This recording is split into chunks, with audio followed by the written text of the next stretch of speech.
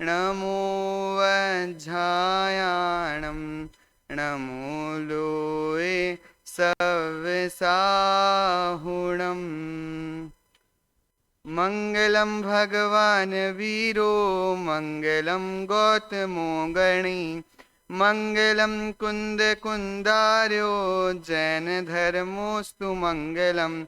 सर्वमङ्गलमाङ्गल्यं सर्वकल्याणकारकं प्रधानं सर्वधर्माणां जैनं जयतु शासनं जैनं जयतु शासनं जैनं जयतु शासनम्।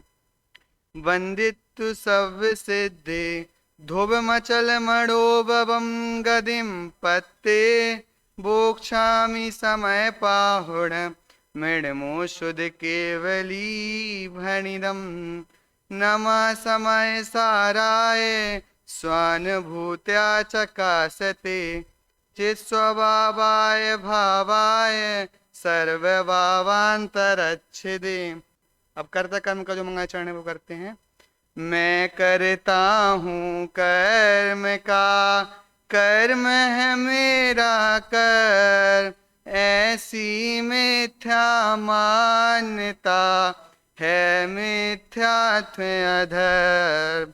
निज आत्म तल्लीनता सुखमय आत्म धर। श्री जिन जिन वर देव ने यह समझाया मर। हमारी चर्चा कर्ता कर्म अधिकार चल रही थी और यह ग्रंथ आचार्य कुंद कुंदेव द्वारा रचित समयसार ग्रंथादिराज समयसार और इसकी टीका आचार्य अमृतचंद द्वारा आत्मख्याति टीका लिखी है, जिसमें हमारी चर्चा कल 48वें कलश पर हुई थी, जिसमें हमने इस जो 48वें कलश है उसमें यह जीव पुराण पुरुष जग का साक्षी, इसकी जो कर्ता कर्म प्रकृति नाश हो गया और विज्ञान घन स्वभाव हो गया है, ऐसा यह पुराण पुरुष सभी पुराण पुरुष जो कर्ता कर्म की प्रवृत्ति नाश हो गई थी, ऐसे अगर जब कर्ता कर्म की प्रवृत्ति नाश हो चुकी है तो सबको प्रश्न होता है, सबके मन में होता होगा कि हम चेक कैसे करें कि हमें कर्ता कर्म की प्रवृत्ति हो गई है, कर्ता कर्म की प्रवृत्ति नाश हो गई है। तो अब कर्ता कर्म की प्रवृत्ति नाश हो गई मतलब क्या? सम्यक दर्शन होना। तो अब सम्यक दर्शन हो जाता है तो कोई सींग तो निकल नहीं आते बाहर से, कुछ सींग निकल आए हो तो कुछ अलग से दिख रहा हो। तो कुछ ऐसे लक्षण, जैसे कोई भी बीमारी हो तो उसके सिम्टम्स देखते हैं अपन कि उसकी बीमारी के सिम्टम्स क्या हैं, तब तो उस बीमारी का पता चलेगा कि बीमारी कौन सी है, तो उसके लक्षणों से। ऐसे ही जब अज्ञान कर्ता कर्म की प्रवृत्ति नाश हो चुकी है, यह जीव ज्ञानी हो चुका है। इसकी देखो उत्थानिका लिखते हैं, कथम आत्मा ज्ञानी भूतो लक्ष्यता इति चेत। अब कोई कहिति चेत का अर्थ क्या होता है? न्याय शास्त्र में पढ़ते हैं, इस प्रकार पूछे कोई क्या ये जीव ज्ञानी भूत हो चुका है, कि जो ये जीव है ज्ञानी हो गया, तो हम कैसे जाने आत्मा ज्ञानी हो गया है, यह कैसा जाना जाए? यदि ऐसा पूछे तो कहते हैं। तो इस गाथा इसके उत्तर में आचार्य कुंद कुंद देव ये गाथा लिखते हैं। आचार्य ने एक प्रश्न खड़ा किया, हम कैसे चेक करें कि हमारे अज्ञान जो कर्ता कर्म वृत्ति नाश हो चुकी है? तो उसके लिए गाथा लिखते हैं, कम्मस्य परिणामं नो कम्मस्य तहेव परिणामं ना करे अमादा जो जाने दिसो हवदीणाणी। पद्यानुवाद पढ़ते हैं, कर्म के परिणाम को नो कर्म के परिणाम को जो ना करे बस मात्र जाने प्राप्त हो सद ज्ञान को। अब देखो इस गाथा में एक लाइन आई है, जो जान दी सो हवदी रानी। अब देखो यहाँ पे कर्म और नौ कर्म के परिणामों को क्या बात की गई है? जानता है, करने की बात नहीं की है। यहाँ पे क्या, यहाँ पे जीव को सिर्फ जानने का रूप बताया, जो जान दी सो हवदी रानी। किसको जानता है? कर्म और नौ कर्म के परिणामों को जानता है। यहाँ इस गाथा का सामान्य अर्थ हुआ कर्म और नौ कर्म के परिणामों को जानता है। अपन ने कई गाथा देखी होंगी, जो जान दिया रहंतम, या जो जानते तत्वार्थ को प्रत्यक्ष जिन शास्त्र, जानने की बात की है। क्यों? कि हमारे पास है क्या? हम चैतन्य आत्मा है, तो हमारे पास एक ही चीज तो है, जानने और देखने की। हमारे पास चीज ही वही है, तो हम करेंगे क्या? जानेंगे और देखेंगे ही। अब देखो इसमें कर्म के और नौ कर्म के परिणामों को सिर्फ यह जीव जानता है। मतलब क्या है, कर्ता कर्म की प्रवृत्ति नहीं है वहां पे। लेकिन हमें क्यों भूल हो रही है, ये बात क्यों यहाँ पे आचार्य लिख रहे हैं? क्योंकि हमारे पास यह जीव अनादि से बंधा हुआ, किससे? कर्मों से, और इसके फल को भोग रहा है। अब देखो कर्म 3 होते हैं, अपन ने सुना होगा, द्रव्य कर्म, नौ कर्म, भाव कर्म। तो इसमें कौन कौन से लिए? कर्म के परिणाम और 9 कर्म। तो कर्म देखो, कर्म के परिणाम में जो 8 कर्म है वो द्रव्य कर्म हो गए। उसमें अपन 2 टाइप करते, घातिया और अघातिया। तो अघातिया कर्मों के उदय से जो सामग्री मिलती है उसको क्या कहते हैं? 9 कर्म कहते हैं। अभी टीका में अपन इससे विस्तार पढ़ेंगे। और फिर घाती कर्म जो ज्ञान वर्ण आदि मोह आदि, जो ज्ञान दर्शन वर्ण और मोह, ये जो कर्म है, इनके निमित्त से क्या होता है? मुख्यतः तो मोह से ही क्या परिणाम होते हैं? मोह राग द्वेष आदि भाव होते हैं। तो ये हो गए भाव कर्म। तो ये कर्म के और 9 कर्म के परिणामों को सिर्फ जानता है। और अपन गौमठ सार से देखें तो कर्म की भाव कर्म किसको कहा गौमठ सार में? कि देखो जो द्रव्य कर्म है ना, जो बनता है, उसकी जो फल देने की शक्ति, स्थिति, अनुभाग, जो उसकी शक्ति है वो क्या है? वहां पर भाव कर्म है। तो उसकी जो फल देने की शक्ति वो भी क्या हुई? 9 कर्म हुई। जो कि उसके फल से क्या मिलता है? कर्म के फल से हमें सहयोग मिलते हैं या फिर मोहराग देश होते हैं, तो इसका फल हो गया। तो इस प्रकार द्रव्य कर्म, 9 कर्म, भाव कर्म तीनों यहाँ पे ले लिए गए हैं। अब देखो कुंद कुंद आचार्य देव यहाँ पे बात लिख रहे हैं, जो जान दी सो हवदी रानी। अब कई लोग ऐसा मानते हैं कि यह आत्मा स्वपर प्रकाशक नहीं है, मतलब पर को नहीं जानता। ऐसी बहुत मान्यता लोगों की प्राप्त होती है कि पर को जानता नहीं है। अब लोगों में कथन भी ऐसे चलते हैं। देखो एक बात ऐसी आती है कि पर को जानने से कोई लाभ नहीं है, एक बात तो ये हो गई। दूसरी बात कि हम पर को जानता ही नहीं है। एक तो पर को जानने से कोई लाभ नहीं है, ये बात ठीक है। अब लोग पर का जानना ही निषेध कर दें, और इसमें तो बात ही कर रहे हैं क्या? जो जान दी सुहबदीणानी, ये तो लक्षण ही बता रहे हैं। किसका? ज्ञानी का लक्षण बता रहे हैं, और आप वहां पर को जानने को मना कर रहे हैं। प्रचंड में कैसी बात आती है? जो एक को जानता है वो सबको जानता है, और जो सबको नहीं जानता है वो अपने को भी नहीं जानता है। तो इसमें क्या कहना चाहते हैं? अपन ऐसा बात करते ना, पर को नहीं जाना, सबको जाना और अपने को नहीं जाना, तो क्या मतलब? पर को जाना और अपने को नहीं जाना। तो यहाँ पर को जानने का मना नहीं कर रहे हैं, पर के जाने से कोई लाभ नहीं है, और उसका आशय समझना चाहिए। हमें खुद को जानने के लिए यहाँ पे ये बात की गई है। अब देखो जो सब एक को जानता है सबको कैसे जानता है? तो यहाँ 2 विवक्षाएं हैं। देखो अपना स्वरूप कैसा है? उत्पाद व्यय ध्रुवयुक्तम है। अपना स्वरूप सब द्रव्यों का एक जैसा है। जैसा मैं द्रव्य हूं ऐसे अन्य द्रव्य भी तो है, महासत्ता रूप सबको स्वीकार करें। तो जैसा मैं हूं ऐसे ही 6 द्रव्य हैं, सब उत्पाद व्यय ध्रुव हैं। जिसने खुद को जान लिया, खुद की द्रव्य गुण पर्याय को जान लिया, तो सबको जानेगा। और दूसरा, अब जो सबको जानता है मतलब खुद को तो जानता ही है, तो खुद को जानता मतलब क्या? उसके केवल ज्ञान प्रकट हो गया, उसके द्रव्य गुण पर्याय में केवल ज्ञान, जो उसके गुणों में केवल ज्ञान प्रकट हो गया है। और केवल ज्ञान का स्वरूप कैसा है? अपन बाल बोध में पढ़ते हैं, जो 3 लोग 3 काल सब चीजों को जानते हैं, तो उसकी उस पर्याय में, उसके गुणों में केवल ज्ञान शब्द लगता है, इसलिए वो सबको जानता है। पर अब हम क्या सोच रहे हैं? अब हम यहाँ पे जो बहुत बड़ी भ्रांति है लोगों में कि यह जीव पर को नहीं जानता, लेकिन यहाँ पे आचार्य क्या लक्षण दे रहे हैं? कर्म के परिणाम को, 9 कर्म के परिणाम को जो ना करे बस मात्र जाने, प्राप्त हो सद्ज्ञान को। इस बात के लिए यहाँ पे आचार्य देव यहाँ बता रहे हैं, जानने के लिए। अब इसी से सिमिलरिटी गाथा कौन सी मिलती है? जीवाधिकार में 19वीं गाथा। वहां पे क्या? यहाँ पे ज्ञानी बताया, और वहां पे क्या बताया? अज्ञानी। अपन ने पढ़ा है, अपन पढ़ रहे हैं समय सार। तो जीवाधिकार में कौन सी बुद्धि की बात की है? एकत्व मत। और यहाँ पे कौन सी? कर्तृत्व भोक्तत्व। तो वहां पे क्या बताया कि जो जीव, अपन गाथे देख लेते हैं पद्यानुवाद का 19वीं गाथा का। मैं कर्म हूँ, 9 कर्म हूँ, या है हमारे सभी, यह मान्यता जब तक रहे, अज्ञानी है तब तक सभी। तो अब देखो यहाँ पे क्या बताया गया है कि देखो एकत्व बुद्धि क्या होती है कि इस प्रकार की मान्यता में यह मैं, ये ही मैं हूँ जो पुद्गल है, और ये मेरे हैं, मैं इनका हूँ, ये ममत्व बुद्धि। और कर्तृत्व तो मैं इनका करता हूँ, और भोक्ता मैं इनको भोगता हूँ, करता भोक्ता, ऐसी 4 बुद्धि बता दी। तो जीवाधिकार में कौन सी बुद्धि ले गई? एकत्व मत। और कर्ता कर्म अधिकार में कौन सी? कर्तृत्व भोक्तत्व। तो आगे से बताएंगे जहाँ कर्ता कर्म संबंध होता है वहाँ भोक्ता भोग संबंध भी होता है।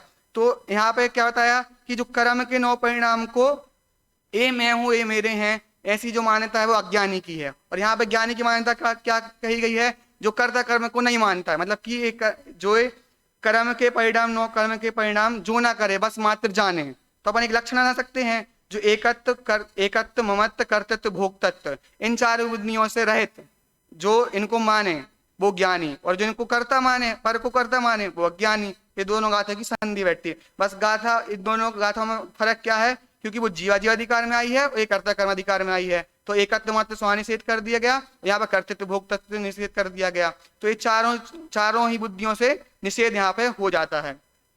अब देखो, मुझे आचार्य अमरचंद की महिमा क्यों आती है, अपन देखो जैसे कि अब इसमें अपन ने जान लिया कर्म के 9 परिणाम को जो जानता है, तो इससे अपन को ऐसा लगता है कि कर्म, अभी आचार्य इसमें तर्क युक्ति है, अगर आज अध्यात्म शास्त्र में कहीं न्याय बचा हुआ है तो किसकी बदौलत आचार्य अमरचंद देव की, क्योंकि उन्होंने न्याय तर्क युक्ति से टीका लिखी गई है। अब देखो आचार्य आचार्य को लगता है, पहले कहा था चुक्के छलम ना घेतव्यम, छल ग्रहण मत करना, मैं नहीं बता पाऊं तो अब देखो अपन को ऐसा लगता है कर्म के 9 परिणाम को जान लिया, तो भाषा तो ऐसी रहेगी क्या कि मैंने कर्म के मतलब पुद्गल को जाना, उस कर्म के फल को जाना, उस पुद्गल को जाना। पर यहाँ पे आचार्य तर्क युक्ति से सिद्ध करेंगे, नहीं, हमने उस पुद्गल को नहीं जाना, हमने किसको जाना है, जो हमारे ज्ञान में ज्ञेय बन रहा है, मैंने अपने स्वपरिणाम को जाना है। 19वीं गाथा में एक उदाहरण बताते हैं, जैसे अग्नि की ऊष्णता है और वो दर्पण झलक रही है, तो किसकी ऊष्णता है, दर्पण में जो अग्नि की उष्णता झलक रही है, तो क्या वह उष्णता दर्पण की हो जाएगी, वह उष्णता किसकी है, आखिर वह उष्णता अग्नि की है। ऐसे ही मेरे ज्ञान में जो ज्ञेय बन रहा है, वो मेरे जानने में आ रहा है, वह ज्ञेय कहाँ बन रहा है, वह अपनी आत्मा में बन रहा है। इस बात को तर्क और युक्ति से सिद्ध यहाँ पे आचार्य अमरचंद देव करने वाले हैं। गाथा पढ़ने से तो ऐसा लगता है कि हमने कर्म और 9 कर्म के परिणाम को जान लिया, पर हमें वो जानने में नहीं आता है। हमें कौन जानने आता है, हमारे ज्ञान में जो ज्ञेय बनना है, उसको अब तर्क युक्ति से सिद्ध करेंगे। इसका मतलब क्या, आचार्य अमरचंद देव इस गाथा का जो मर्म है उसको खोलते हैं, और इसमें वो एक व्यापक भाव बताएंगे कर्ता कर्म कहाँ होता है।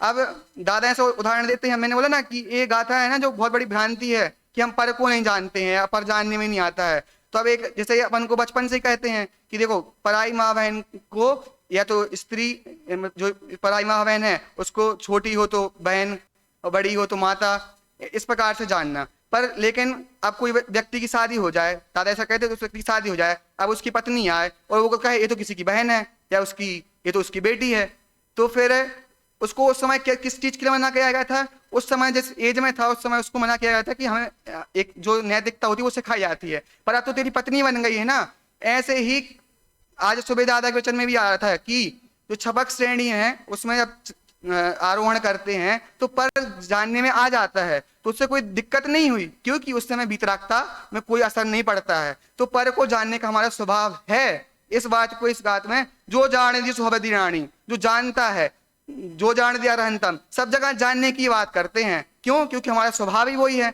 हमारे पास जो चीज है हम वही तो करेंगे ना। और पहले हम सब परद्रव्यों से निवृत्ति करके आ गए हैं, तो अब किसको करें, कोई किसी का क्यों करे, कोई किसी का क्या करे और क्यों करे। दादा ने लिखी ना ये रचना है, तो और दादा की जितनी रचना देखेंगे अपन सब पे जानने के लिए जोर दिया है। हम तो उस गुरु के शिष्य हैं जो हम बचपन से ही मैं ज्ञान स्वभावी हूं, पर मैं पर का करता धरता नहीं हूं, ऐसे हमें बात सिखाई उन्होंने कि हमारा स्वभाव ही जानना है। उन्हें सत्य की खोज में ही वही बात 50 साल पहले लिखी थी, और आज सहजता में भी वही बात लिख रहे हैं, क्योंकि जानना स्वभाव है। वो कहाँ से आती है, ये कुंद आचार्य की गाथाओं से आती है। अब अपन देखें इसकी जो टीका है, आचार्य अमरचंद देव लिखते, आचार्य अमरचंद देव की तर्क और युक्ति से सिद्ध करते हैं कि कर्म के परिणाम क्या होते हैं और 9 कर्म के परिणाम क्या होते हैं।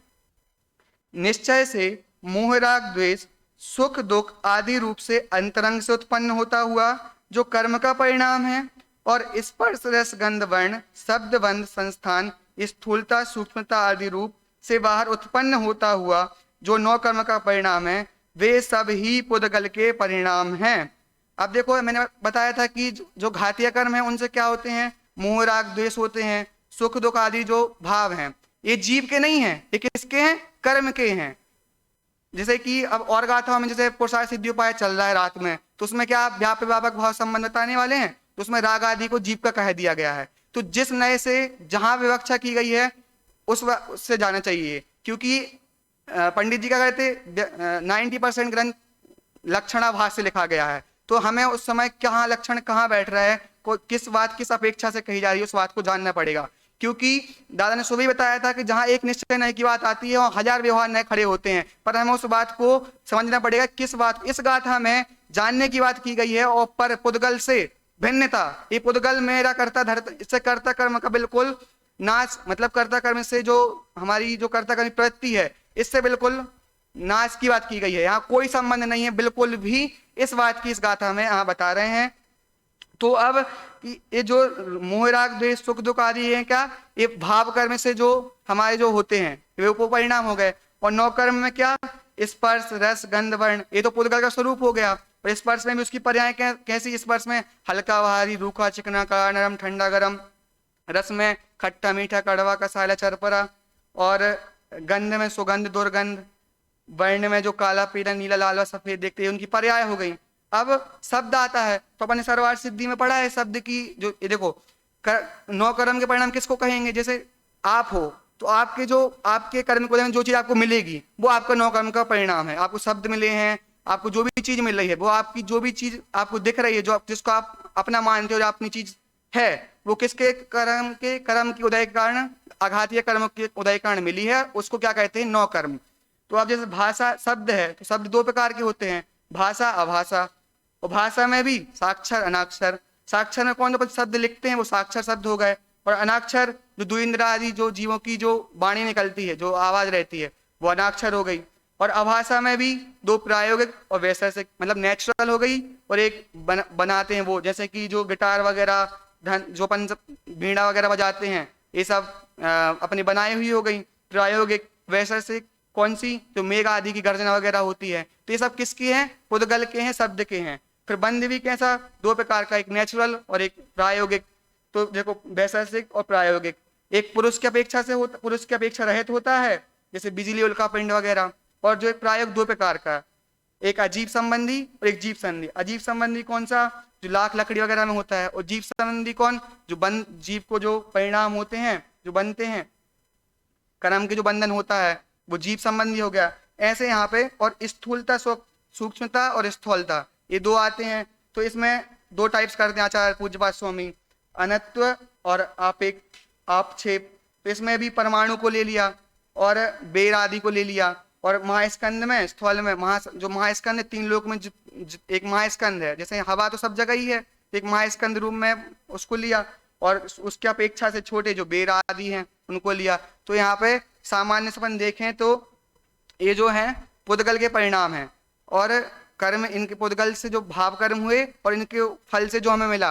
अपने गौमार्ग सार से भी देखा कि जो कर्म की शक्ति अनुभाग फल नहीं सकती है, उसका अनुभाग है। तो मतलब कर्म के परिणाम को सिर्फ जीव क्या करता है, जानता है।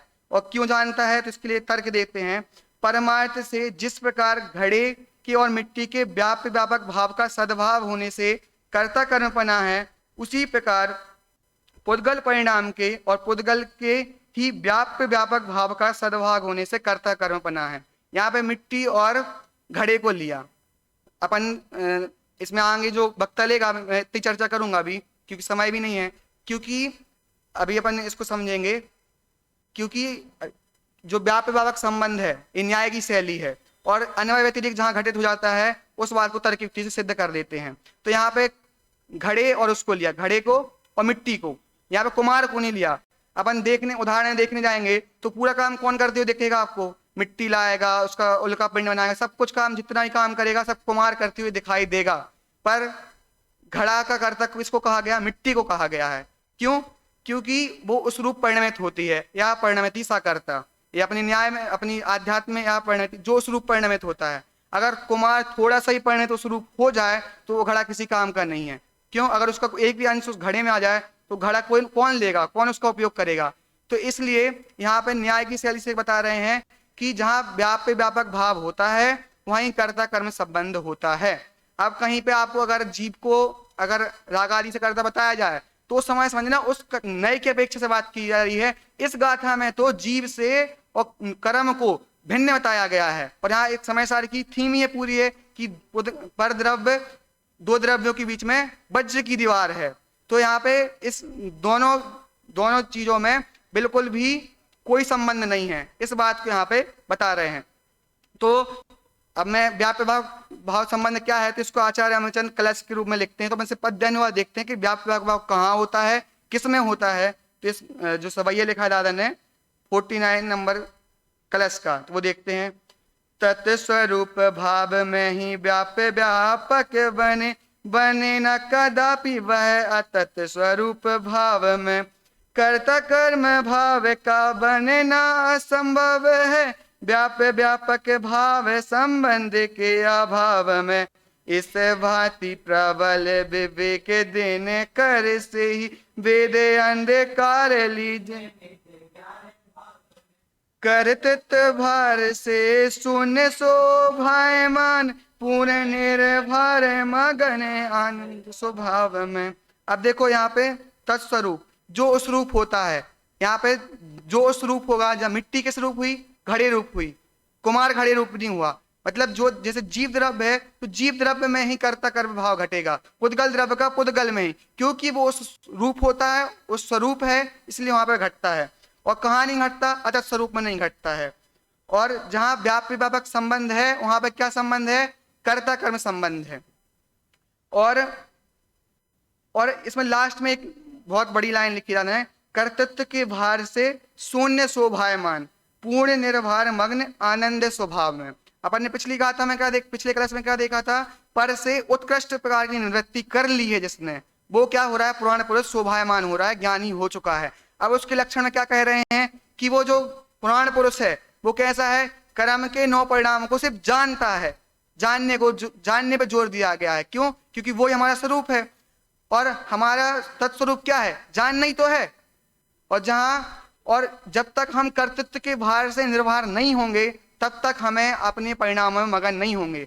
अब कोई कहे, इसमें एक अनुशीलन में एक प्रश्न उठाया है कि हमने सिर्फ इतना जान लिया कि जो जान दी सो हवदीर्णाणी, हमने इतना जान लिया तो क्या हम आत्मानुभूति हो गई। तो उसमें ऐसा प्रश्न उठाया है, तो उसके उत्तर में दादा क्या लिखते हैं कि ऐसा जो ऐसी बात करेगा कि मैं कर्म के 9 परिणामों को बिना इफेक्ट, जानना मतलब क्या, नो रिएक्शन, उसमें कुछ करने का भार नहीं है। अगर करने का भार है तो उसको जान नहीं रहा है, तो उसमें करने लगा ना वो। तो जो कर रहा है, मतलब जिसकी ऐसी मेंटली सेट हो गई है, मेंटलिटी कि अब मैं कुछ करूंगा नहीं इसमें, क्योंकि कर्ता कर्म भाव तो है ही नहीं मेरे पास। तो जिसकी ऐसी बुद्धि हो गई है, जिसको आत्मानुभूति, जिसने आश्रमों में विशेष अंतर जान लिया, आश्रमों में और आत्मा में ये 2 स्वरूप है, वो क्यों करेगा, क्योंकि जिसकी बुद्धि इतनी निर्मल हो गई कि ये मैं हूं। पिछले एक आस्तिक भाव आया था, उसको कल समझा नहीं पाया था। आस्तिक भाव मतलब क्या, ये मैं ही हूं। जो षड दर्शन है, भारतीय 9 दर्शन है, उसमें षड दर्शन जो 6 हैं वो आस्तिक हैं, बाकी सब नास्तिक हैं। वो किसकी सत्ता स्वीकार करते हैं, ईश्वर को, ईश्वर के अस्तित्व सिद्ध करते हैं। ऐसे ही पिछली गाथा में अपनी आत्मा में आस्तिक ये ही मैं हूं, ऐसा विज्ञान घन स्वभाव प्रकट होता है, जिस कारण से इसको कर्ता कर्म प्रवृत्ति नहीं रहती है। और कर्ता कर्म प्रवृत्ति नहीं रहती है किसमें, पुद्गल में और उसके परिणामों में। जिसकी ऐसी आत्मा जिसको इतना निश्चय हो गया है, तो उसको उस कर्म के 9 परिणाम श्रद्धा के लेवल पे, फिर अलग अलग लेवल पर अलग अलग लेवल रहेगा। जो चतुर्थ स्थानवर्ती रहेगा उसके अलग लेवल पर रहेगा, पर उस कार्य करते हुए दिखाई देगा, पर उसकी श्रद्धा में क्या है कि नहीं, इसका कर्ता मैं नहीं हूं। ये उसकी उस लेवल की है। मुंजाज के अलग लेवल की होगी, अरहंत भगवान अरहंत भगवान को तो है ही नहीं, अब मुंह ही नहीं है, तो उनकी क्यों रहेगी। और सिद्ध भगवान तो पूरे कृतकृत्य होगा, उनको कोई भी कुछ करने जैसा कार्य नहीं रहा गया है। तो यहाँ पे अपन ने ये देखा। अब देखो शॉर्ट में अपन देख लें कि क्योंकि आगे जो वक्त रहेगा उसको टीका को पढ़ेगा। तो अब अपन देखें इसमें कि कर्ता कर्म की प्रवृत्ति, यहाँ पे क्या बताया कि व्याप्य व्यापक। अब लेकिन भाषा तो ऐसी है लगती है कि इसने पुद्गल के परिणाम को जाना, अपन कहते भी मैंने इसको जाना उसको जाना, तो ऐसा लगता है कि अपन ने उसको जाना। पर आचार्य देव यहाँ कहते हैं कि कर्ता कर्म कहाँ घटता है, जहां पे व्याप्य व्यापक संबंध होता है। तो पुद्गल के साथ अपना व्याप्य व्यापक संबंध नहीं है, क्योंकि अत्यंत भिन्न है। अब देखो, अब मैंने इसको जाना किसी भी द्रव्य को, तो वो ज्ञान मेरे ज्ञान के जो मेरा ज्ञान है, उस जो मेरे ज्ञान में जो गे बना है, मैंने उसको जाना है, मैंने पुद्गल को नहीं जाना है। पुद्गल को जाना है, पर अगर लोग ऐसा कहते ना, उसको जान लिया, संबंध हो गया ना कर्ता, कोई ना कोई संबंध तो बिठा ही लेगा जीव, क्योंकि इसको अगर कोई चीज छोड़ दो तो बोलेगा सिक्की है, तो कोई ना कोई इसको कर्ता बन ही जाएगा, हाँ ये मेरी है।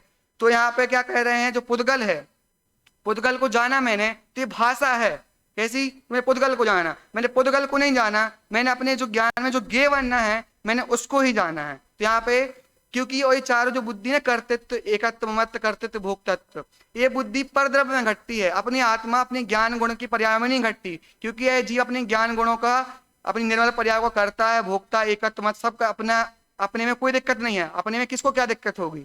तो कर्ता कर्म पने की जो बुद्धि यहाँ पे बात की गई है, तो उसको निषेध करने के लिए की गई है, क्योंकि सब कुछ अपने में ही है, पर से कुछ होता ही नहीं है, इस बात के लिए यहाँ पे बता रहे हैं।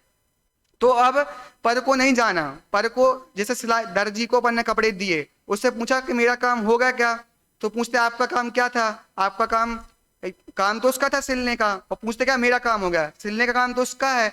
ऐसे ही जानने का काम मेरा है, पुद्गल नहीं जानता है। और पुद्गल क्यों जानने में आ रहा है, क्योंकि मेरा स्वभाव है स्वपर प्रकाशक। इस गाथा में स्वपर प्रकाशक की सिद्धि कर रहे हैं, जो ये कह रहे हैं कि नहीं पर को नहीं जानता, तो इस बात को यहाँ पे स्वीकार नहीं किया गया है। जो जान दी सो हवे दी रानी, इस बात को यहाँ पे बताया गया है।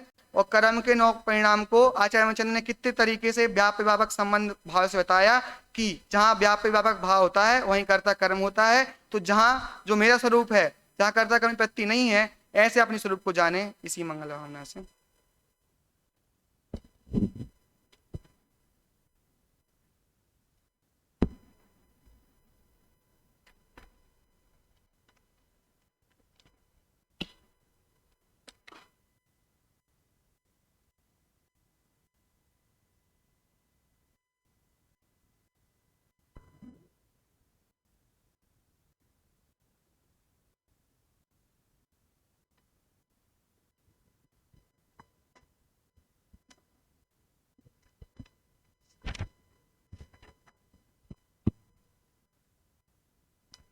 शास्त्री द्वितीय वर्ष के छात्र प्रवचन के क्रम में गौतम गणधर प्रधान केरबाना आज द्वितीय दिन का प्रवचन कर रहे थे। पहले दिन आपने जो 48 कलश लेने के लिए कहा था, वहाँ से दोपहर से विषय शुरू होने वाला था, वो आपने पूर्ण ले लिया था। और लेने के बाद आज आपको 75वीं गाथा प्रारंभ करनी थी। गाथा और उसका भाव बहुत सरल है, समझने के लिए भी सरल है, समझाने के लिए भी बहुत सरल है। गाथा का अर्थ तो स्पष्ट हो गया था।